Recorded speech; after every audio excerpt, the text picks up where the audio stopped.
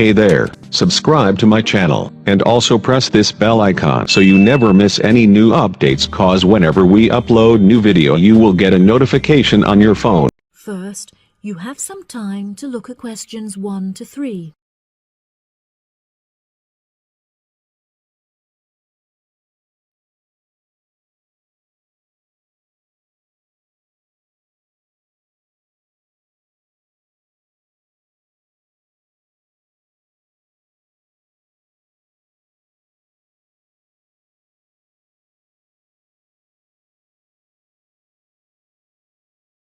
That'll be $23. Right, there's your change. Have a nice trip. Oh, I'll just get your bags out of the boot. Thank you very much. Now, George, let's find the check-in desk. Yes, but with all the changes they have made here at the airport, I'm not sure where the check-in desk is. I know, it's strange, isn't it? Why don't we ask for help? Good idea. What about that man sitting down over there? Which one? The one with the hat on and in the trolley? No, the one with the uniform behind the table. I'll ask him. Excuse me, could you tell me where the check-in desk for France Air is, please? Oh, let me think. The best way to get there would be to turn left at the end there, where the cafe is, and then go straight ahead until you're opposite the departure gate's entrance.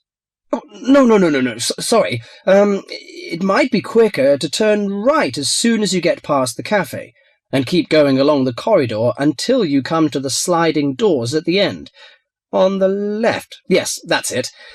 All the check-in counters are in a hall there. I'm pretty sure France Air is directly to your left as you walk in the hall. Thanks a lot. So, it's the left past the cafe and then right opposite... The bookshop. You can't miss it. Come on then, Lisa. We don't want to be late, and I want some time to get a cup of coffee and look around the bookshop. Okay, George, but I want to go to the restroom first. I'll meet you at the check-in desk.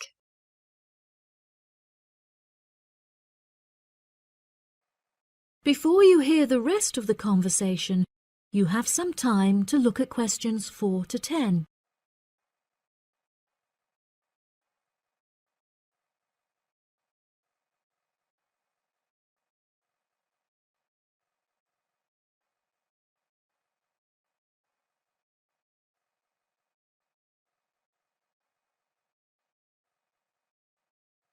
Now listen and answer questions 4 to 10. Good morning. Can I help you? Yes, I would like to check in for flight FA492. Very good.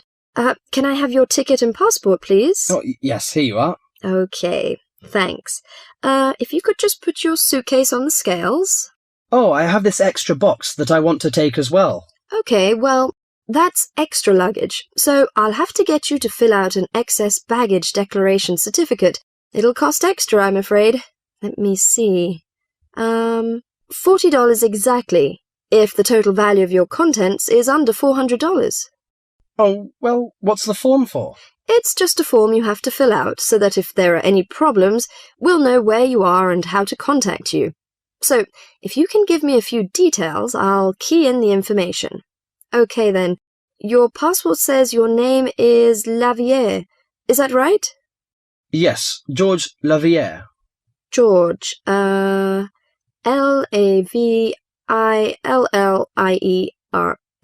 Good. Now, nationality. French? No, wait a minute. It's a Swiss passport. Well, yes, I live in France, but I was born in Switzerland. Swiss. Very good. Flight number FA492. Destination is... Paris. Are you connecting with any other flight in Paris, or will you be staying there? I'm spending my vacation in Paris. Well, Sèvres, just outside Paris. Okay. So what's the phone number there?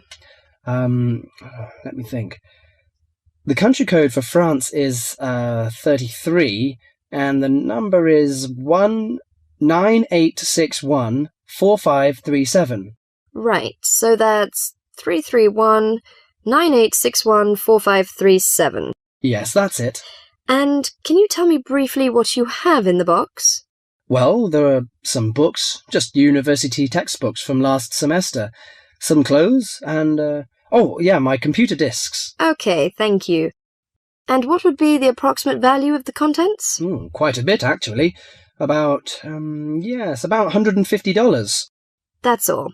There's your receipt for the box, your passport and ticket, and here is your boarding pass. Gate 7. You can board the plane in about 35 minutes. Have a nice flight. That is the end of part 1. You now have half a minute to check your answers.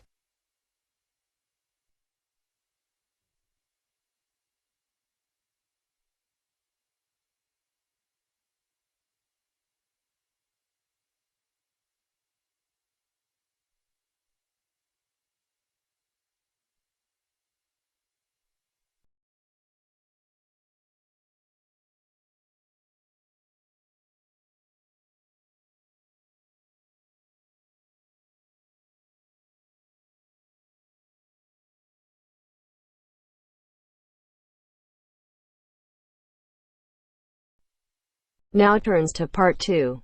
Part 2. 2. You are going to hear a talk given by an international student.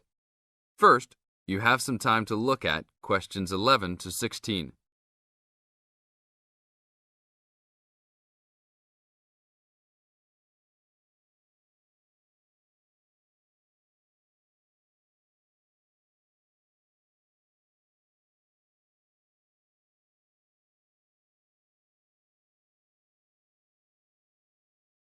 Now listen to the tape and answer the questions. As an international student coming from Sierra Leone, it gives me great honor to give these opening remarks and welcome you all to Ashesi University, where excellence is the code. I believe I speak on behalf of my fellow colleagues when I say we feel that we are the most fortunate and privileged university students in Ghana. You may ask, what is the basis of such a conclusion? And I will simply say to you, in which other tertiary institution in Ghana do you find the same level of IT infrastructure and facilities available to students? Where also do you find such a low ratio of students to lecturers and computers? In which other educational institution do you find 55% of students on some sort of financial aid, who in addition enjoy services and benefits such as job placement after graduation, on-campus employment that pays above the minimum wage, a supply of textbooks, and access to online databases? Ladies and gentlemen, there is no other institution of higher education in Ghana today that matches the learning environment and the quality of instruction at Ashesi. I could continue listing reasons why we students feel this way, but I only have 5 minutes for this speech. Believe me, I could go on for hours. At Ashesi, everyone is considered a leader and is treated special. Ashesi equips us with the necessary determination, strength, and belief in ourselves to be able to achieve our goals. We are being taught to think outside the box and to question and challenge our assumptions about the world we live in. This, ladies and gentlemen, is one of the benefits of a liberal arts education, which seeks to broaden our intellectual capacity.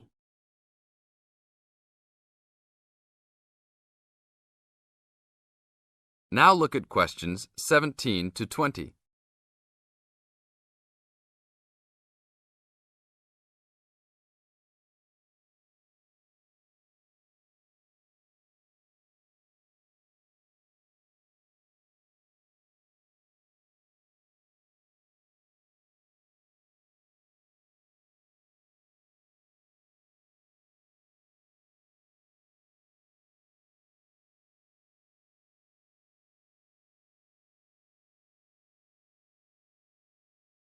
As the talk continues, answer questions 17 to 20. At Ashesi, we are also exposed to real-life situations and learn how to deal with them through a practical and vigorous academic program, as well as various seminars in which prominent leaders in their professions are invited as guests to interact and share their knowledge and experiences. Some people, even some of you in this audience, may believe that tuition at Ashesi is too high, but I say to you that the students here are unanimous in saying it is worth it. Not because we all come from well-to-do families, but because when it comes to one's education, you need to aim at getting the best from the right place. One's education defines who you are, and what your perception of life and society will become.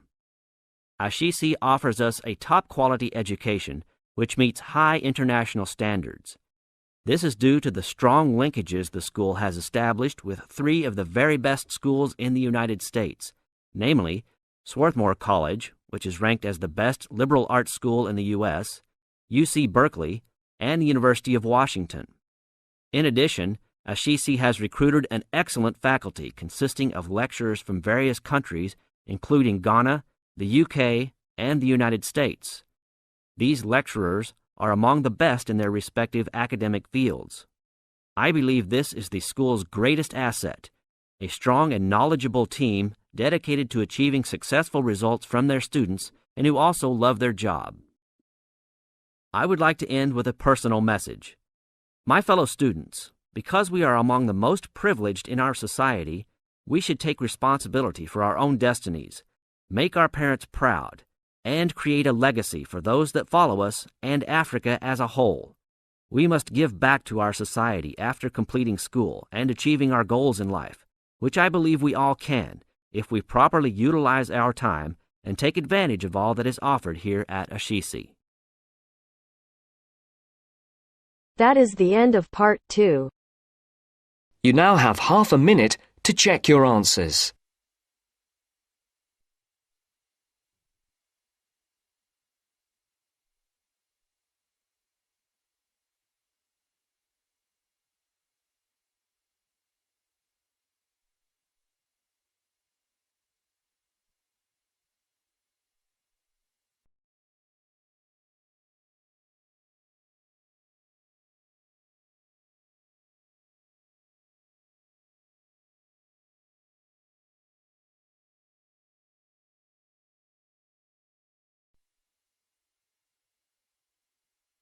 Now turns to part 3. Part 3. You will hear a tutor and 2 students discussing the best ways to study. First, you have some time to look at questions 21 to 25.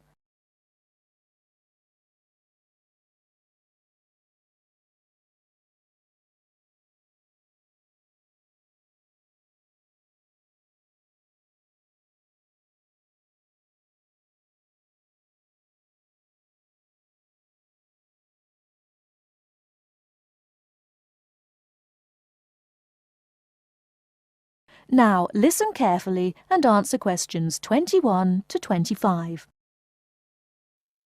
Well, how are you both settling in? Fine. Yes, no problems.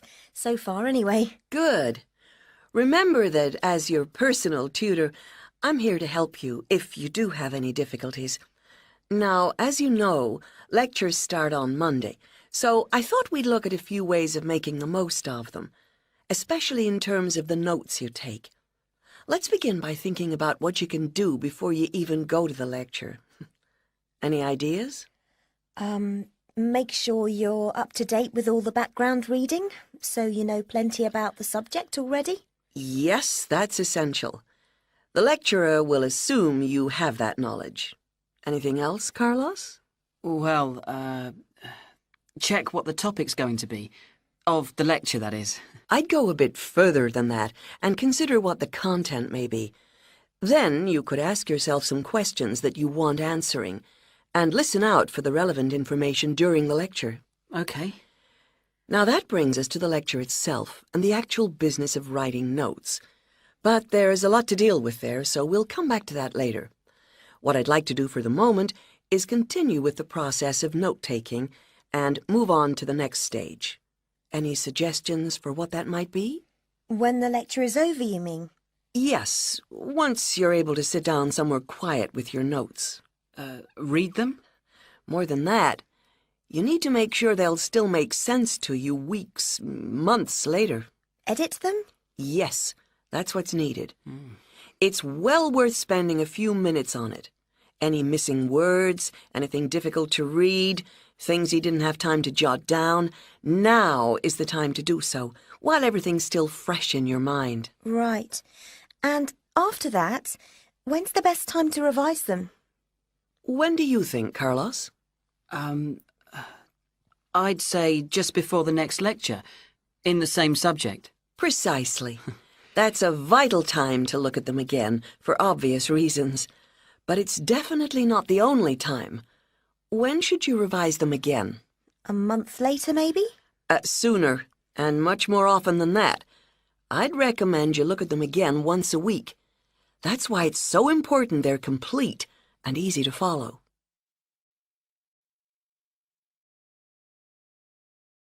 Before you hear the rest of the talk, you have some time to look at questions 26 to 30.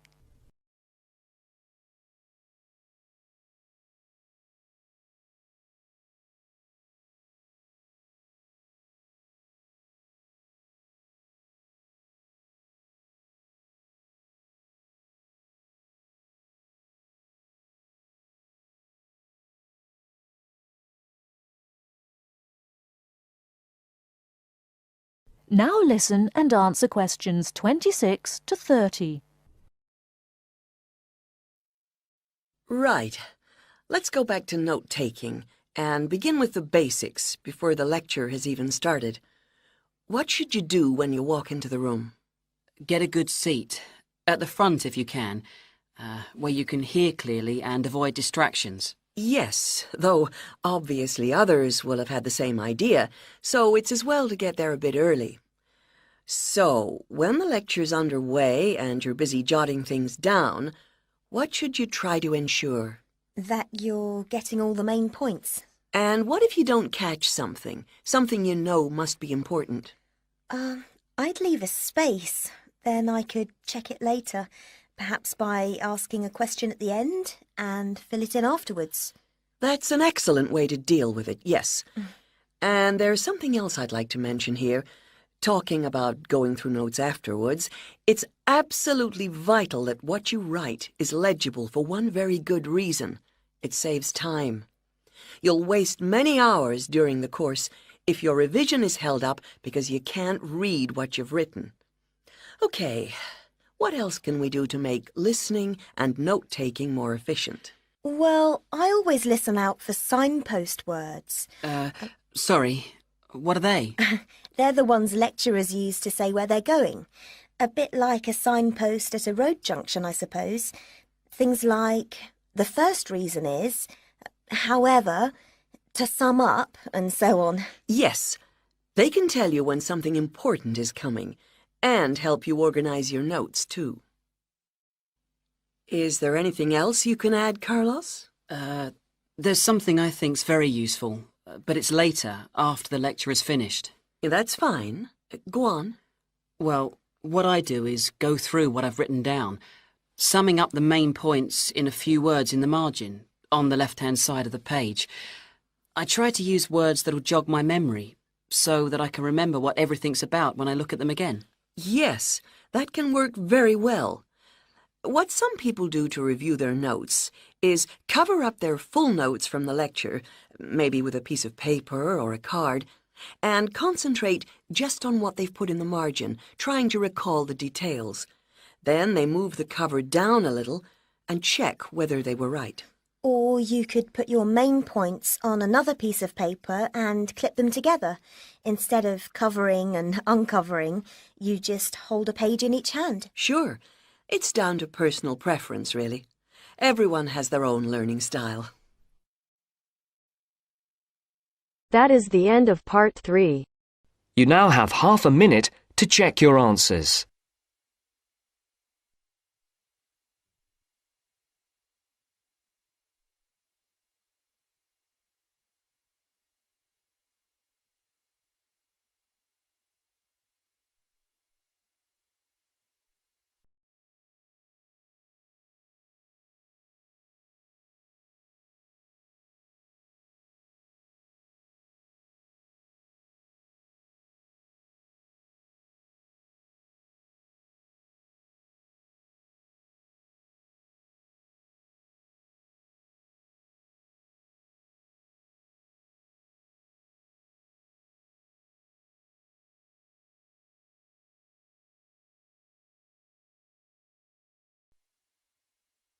Now turns to part 4.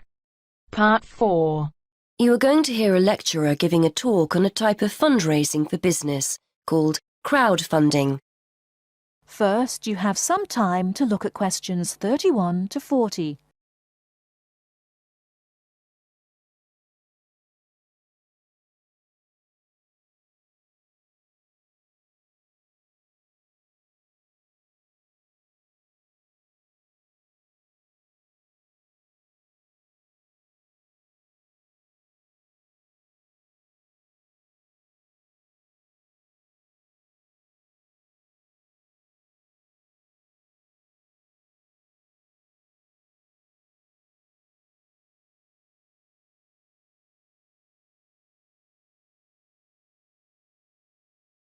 Now listen carefully and answer questions 31 to 40.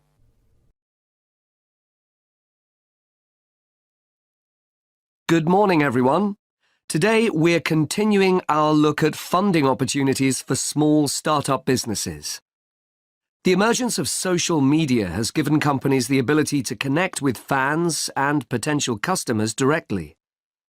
On the back of the growth in social media, a model of raising finance has emerged known as crowdfunding. This revolutionary way of raising finance began with micro-lending in the 90s. More recently, an equity-based model has emerged that allows people to invest directly in a new company.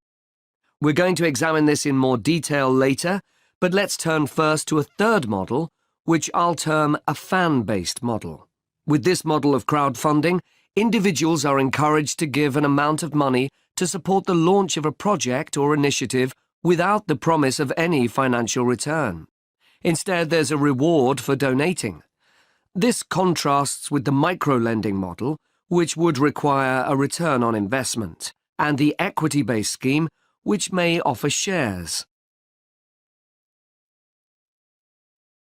Crowdfunding portals or websites allow the business concerned to present the initiative along with the financial target required.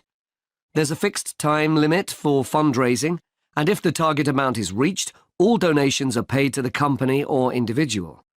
Whether it's an author planning to write a new book, an independent film company looking to make a new film, or a technology company with an idea for an app, the person or company needing funding would turn to its fan base for support. This is managed through one of the many crowdfunding online portals that have emerged. Of course, a fan or supporter of a particular initiative is likely to give money anyway. But donation-based crowdfunding will often make donating even more attractive by offering a rewards-based incentive scheme.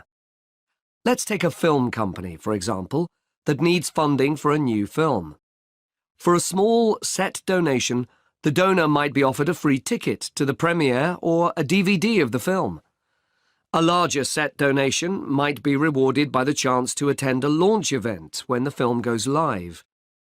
Those people who make bigger donations could even be offered the chance to meet the cast of the film, whilst the highest level donation could see the person's name mentioned in the film credits.